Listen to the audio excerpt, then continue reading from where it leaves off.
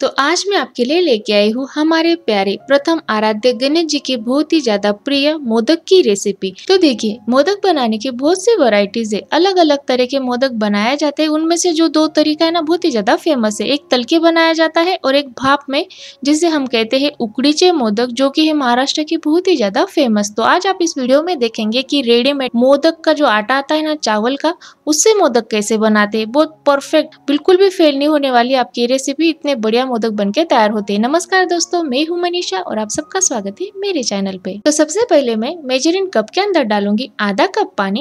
ये normal room temperature का पानी है पीने का। और आधा कप डालेंगे हम दूध। तो उबला हुआ ठंडा दूध है, कच्चा दूध हमें नहीं लेना है। तो टोटल हुआ 1 कप ये लिक्विड मोदक का डो बनाने के लिए।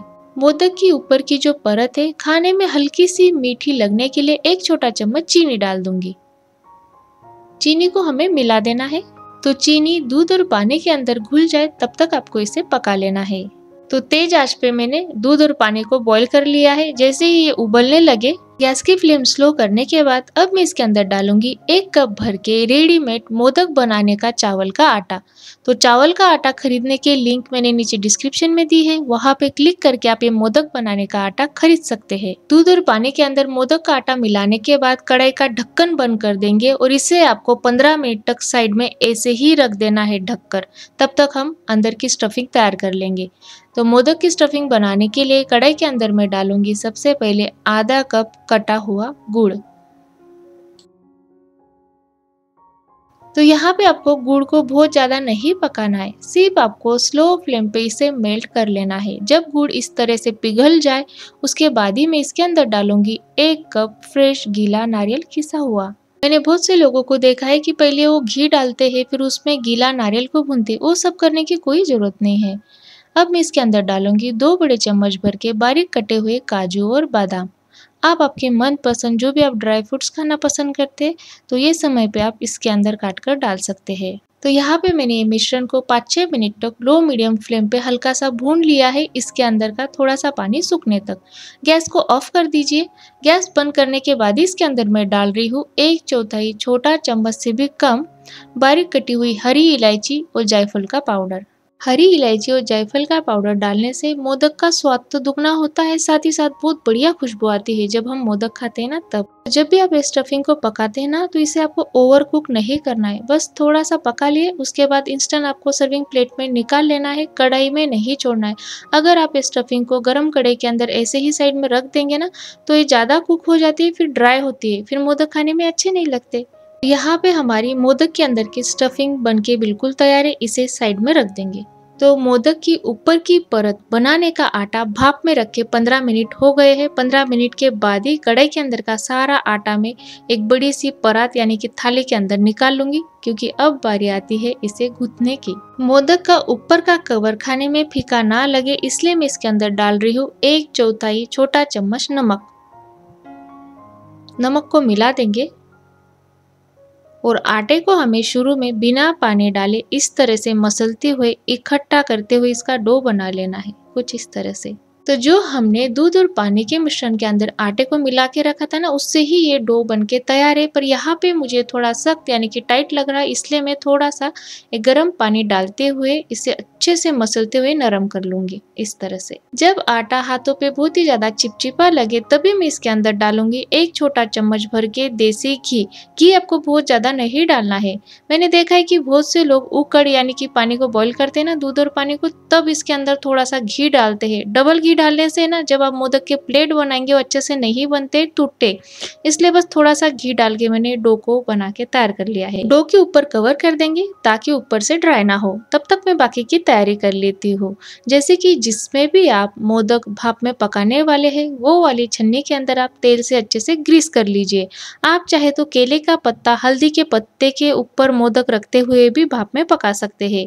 अब हम मोदक बनाना शुरू करते हैं। सारी तैयारी होने के बाद आज मैं आपको मोदक बनाने का 2 तरीका बताने वाली हूँ। पहला तरीका है पारंपरिक तरीके से हाथों की मदद से जो बहुत ही खूबसूरत डिज़ाइन वाला मोदक बनता है ना वो, और दूसरा तरीका है मोल्ड की मदद से जो जल्दी-जल्दी और कम समय में बन के तैयार होता है। तो लोई को मैंने गोल आकार में पेड़े की जैसी चपटा कर लिया है। अब मैं लोई को मोदक वाले चावल के आटे के अंदर इस तरह से लपेटते हुए दोनों थम्स की मदद से इस तरह से गोल-गोल घुमाते हुए आपको गोल आकार में कटोरी बना लेना है। यहाँ पे आप वीडियो को ध्यान से देखिए कि मैं मोदक किस तरह से बना रही हूँ।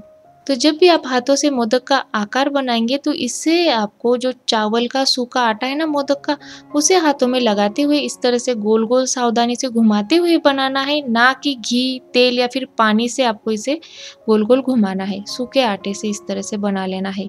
बीच में आपको थोड़ा सा मोटा रखना है और किनारों से पतला, इस तरह से।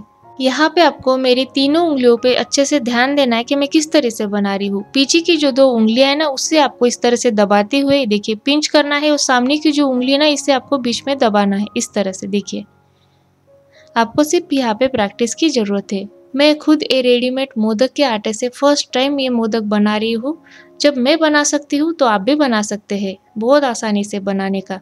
सिर्फ आपको जो भी मैंने वीडियो में सारे टिप्स और ट्रिक्स बताए ना उसे ध्यान में रखते हुए अगर बनाएंगे ना सेम ऐसे ही मोदक आपका बनके तैयार होने वाला है। तो जितना यहाँ पे मैं इसके प्लेट्स बना सकती हूँ उतना मैंने बना दिया है। अब मैं इसके अंदर डालूंगी ये हमारी बहुत ही मज़ेदार गीला नारियल और गुड़ की स्टफिंग। आप चाहे तो इस स्टफिंग के अंदर खसखस डाल सकते हैं। 1 छोटा चम्मच भुनी हुई खसखस डालने से भी ना इसकी स्टफिंग खाने में बहुत मज़ेदार लगती है। अभी आपको हल्के हाथों से सारे प्लेट को एक साथ इस तरह से मिलाते हुए ऊपर के साइड में खींचते जाना है। बहुत सावधानी से और हल्के हाथों से करना है ताकि ये ना टूटे। ये देखिए ऊपर का जो एक्स्ट्रा आटा है ना इसे मैं इस तरह से निकालते हुए हटा दूंगी और मोदक का आकार आपको दे देना है। तो आपने देखा बिना मोदक के साँचे का हमने हाथों की ही मदद से बहुत ही खूबसूरत बहुत सारे प्लेट के साथ ये मोदक बना के तैयार कर लिया है। मोदक बनाने के बाद इसे आपको ऐसे ही प्लेट में नहीं रखना है। आपको मोदक बनाने के बाद इसके ऊपर गीले कपड़े से हल्के गीले कपड़े से इस तरह से ढक देना है ताकि ऊपर से ड्राई ना हो। अब मैं आपको बताऊंगी मोदक मोल्ड यानी कि साँचे से मोदक कैसे बनाते हैं। तो यहाँ पे 2 तरह के साँचे, एक छोटा और बड़ा, तो ये वाला मैं लेते हुए इसके अंदर मोदक बनाऊंगी।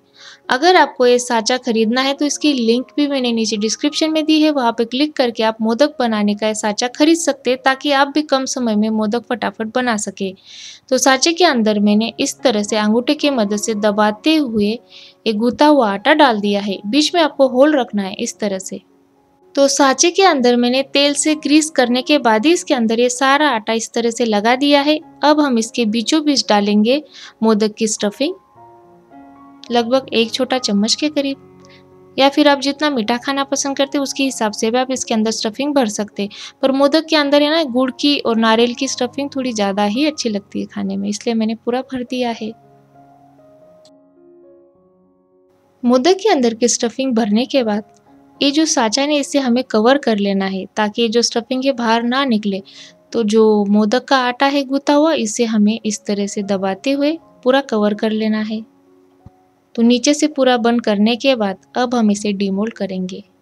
तो यहाँ पे हमारा बहुत ही कम समय में फटाफट बहुत ही खूबसूरत साँचे की मदद से हमने मोदक बना के तैयार कर लिया है। ये देखिए अभी यहाँ पे आपके ऊपर डिपेंड है, आपको साँचे की मदद से मोदक बनाना है या फिर हाथों की मदद से। अगर कम समय में बनाना है तो मैं तो आपको सजेस्ट करूँगी साँचे की मदद से ही बनाए।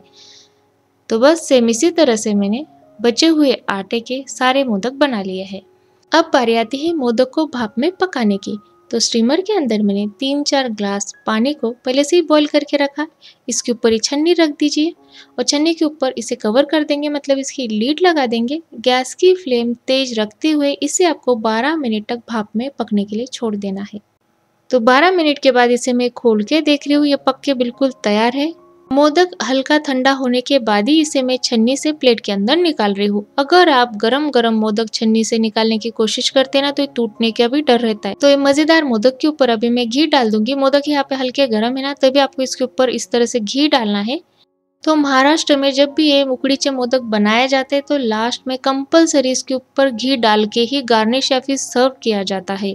इसके ऊपर मैंने भिगोए हुए केसर के धागे से गार्निश कर लिया है ताकि जो मोदक है ना और भी खूबसूरत दिखे। थोड़ा सा डो बच गया था तो उसका मैंने छोटा सा मोदक बनाया है। अब मैं आपको नजदीक से भी बताऊंगी। ये देखिए, आप चाहे तो इस तरह से छोटे मोदक भी बना सकते हैं। अब मैं आपको तोड़ के बता रही हूँ कि अंदर की जो स्टफिंग है ना बिल्कुल भी सूखी मतलब ड्राई नहीं है, बहुत ही जूसी स्टफिंग बन के तैयार हुई है। अगर आपको मेरी आज की रेसिपी या फिर वीडियो देख के थोड़ी भी मदद मिली है तो प्लीज़ इसे लाइक करिए, आपके फ्रेंड्स और फैमिली के साथ शेयर भी कर सकते हैं। तो मिलते हैं एक नई रेसिपी के साथ, तब तक के लिए बाय। पूरा वीडियो देखने के लिए आप सबका बहुत बहुत धन्यवाद। गणपति बाप्पा मोरया।